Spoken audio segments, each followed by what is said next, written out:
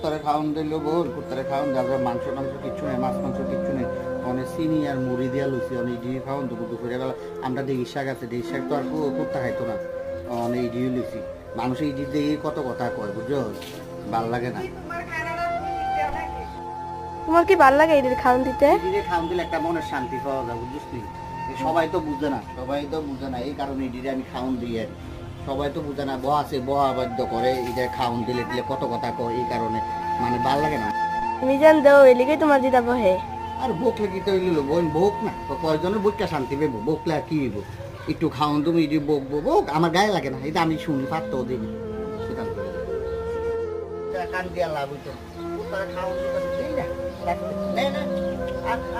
খাওয়ান দিয়ে কত কথা শুনো লাগে না, কত কথা শুনো আমার।